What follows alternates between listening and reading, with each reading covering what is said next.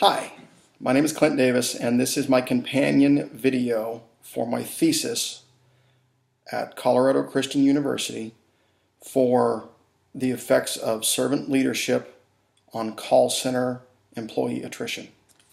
There is a companion PowerPoint that I am going to be referencing throughout this video.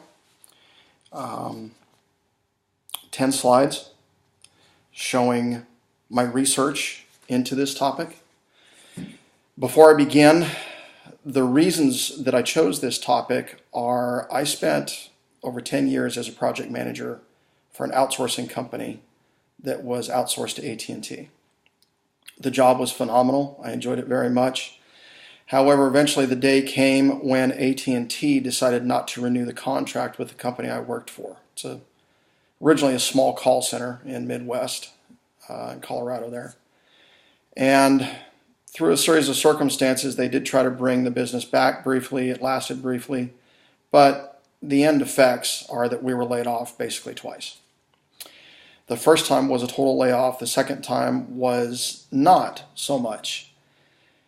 And that leads into my reasoning for my thesis. What the company did the second time was they were able to transfer a lot of us into other lines of business that the company had. However, they were all call center related, strictly call center related, meaning that it was no longer project management.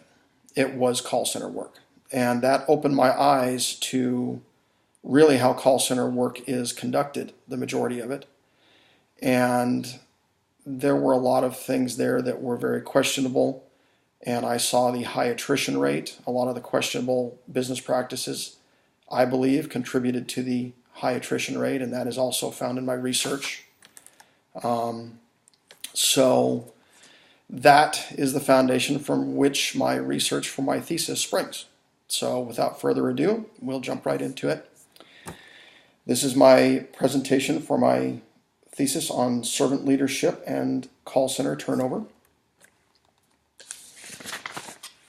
Call center work is very intense and stressful. There are many stress factors. The most crucial are having to deal with difficult customers and actually the management itself. Accordingly, most call centers experience high employee turnover rates due to these factors. The attrition rates that most centers experience are in the double to triple digit range. Call center attrition rate factors range. The most relevant that I have found and that were borne out in my research are the nature of the job, which causes high anxiety in the employees, the fact that the high anxiety leads to depression, the low wages and the long hours. The customers can be rude and abrasive. There are conflicts with management. Management is primarily metrics driven in this career field. The work schedules can often be inflexible. There is a constant electronic monitoring of the employees in order to improve their performance. And what that means is when you work in a call center, everything you do is monitored by your desk computer. It logs in what time you got back from break, what time you log in initially in the morning, what time you leave. It tracks your movements. There are recordings. The calls are recorded so that the coaches, your supervisors, can later coach you and give you suggestions on how to improve your performance. So the general feeling is that the employees live under a bit of a microscope. And sometimes for a lot of people that gets to be stifling. And of course the lack of upward mobility. There's not a lot of upward mobility in call centers because some of the people that attain some of the higher positions tend to try to keep them. Because a lot of the times that means they're not on the phones in the same manner that the lower level employees are. They don't have to necessarily deal with the rude customers day in and day out like the lower level employees do, not as much. And sometimes the companies just don't promote well. So a lot of this leads to the fact that call center attrition annually ranges from 30% to over 100% annually in many call centers. And Previous studies confirm that this attrition is due ultimately to a failure on the part of leadership, the leadership of the centers.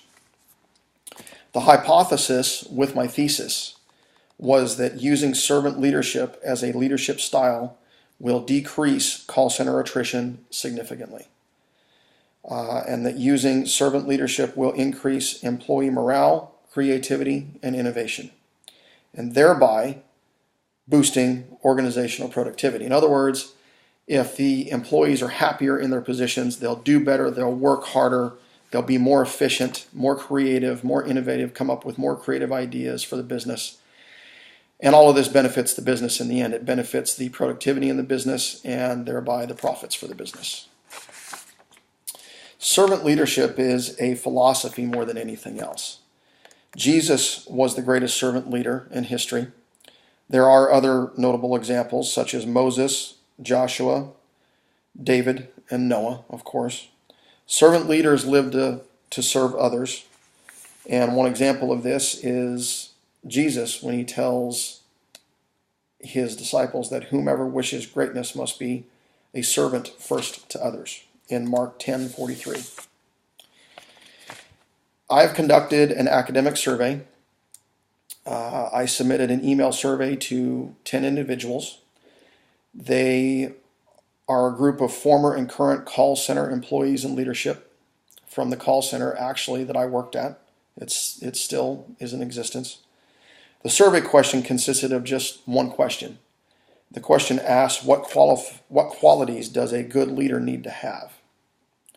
The results were analyzed against the 10 aspects of servant leadership, which that leads into the 10 aspects of servant leadership. They are listening, the ability of a leader to listen to his or her followers. Empathy, the ability to empathize with their abilities, their troubles they may be having, their strengths, their weaknesses, their needs in order to do the job effectively. Healing, the ability to approach followers and subordinates with a healing mindset, meaning that a lot of people are broken in some form, and they may have things they may have to overcome in order to do a job effectively. An example of this is one of the respondents, when she was a call center leader, she had an employee, and this is referenced in my thesis. She had an employee that could not stay still. He couldn't focus.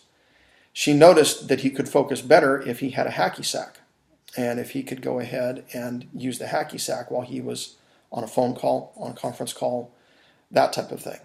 His previous supervisors had discounted this and had verbally reprimanded him for it.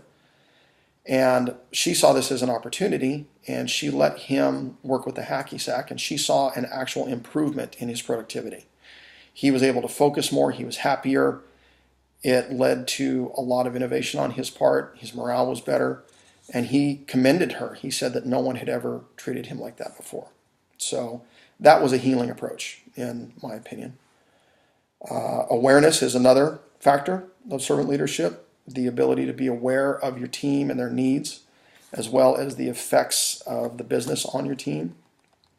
Persuasion is another factor, the ability to be persuasive and to convince your team that they have goals.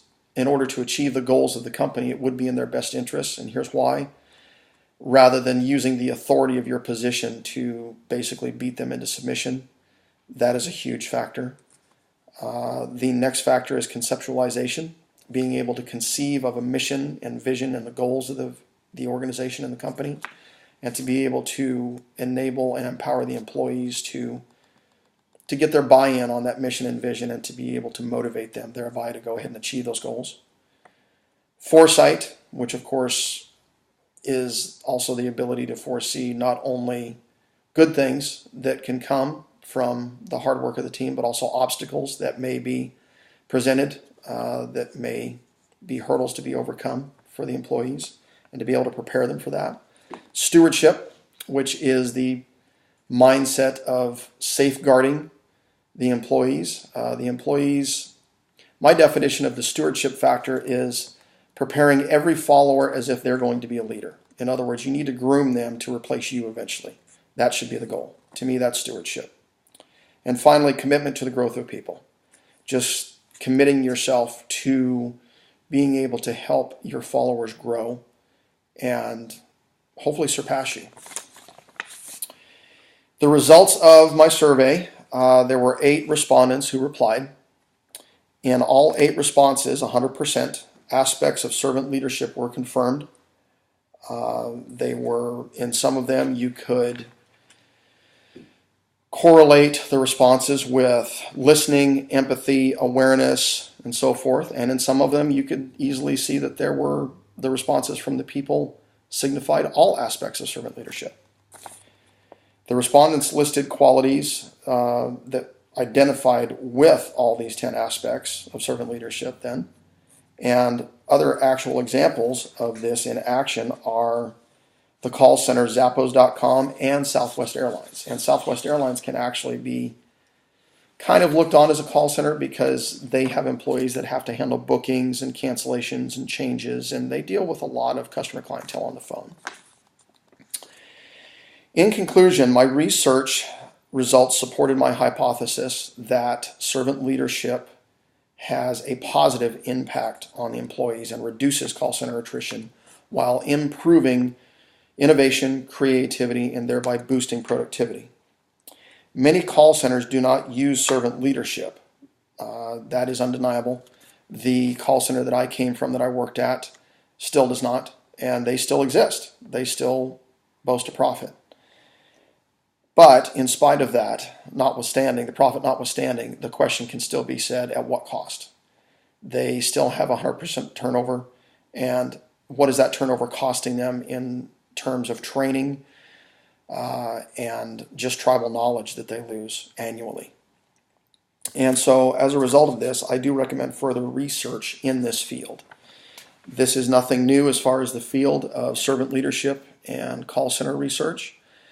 I have cited several examples in my thesis that have been done. Others have conducted studies as well. A notable study is on Zappos.com. Zappos, one example about Zappos is the CEO, Tony Tsai, last year gave his employees, all of them, leap day off and told them to go do something that they had not done before. And he will come in often and he will take calls for his employees and send them on a break. He has a very servant leadership-like attitude, and so does Southwest Airlines. The core beliefs of Southwest Airlines that it boasts are to hire people that like to have fun. And Southwest Airlines has a lot of the same attitude that Zappos.com does. And in conclusion, I will just simply conclude with the fact that as far as regarding servant leadership in the Bible, Mark 10:45 states that for even the Son of Man came not to be served, but to serve, and to give his life as a ransom for so many, is what Jesus told his followers. And in Hebrews 10:36, for you have need of endurance, so that when you have done the will of God, you may receive what is promised. That is a verse regarding perseverance. That is personal to me, because this is my concluding contribution to my MLO program. This journey has been incredible. It has been insightful. I have found out more about myself than I ever could have known through the MOL program at CCU, and I'm very thankful. Thank you for your time, and God bless, and good luck.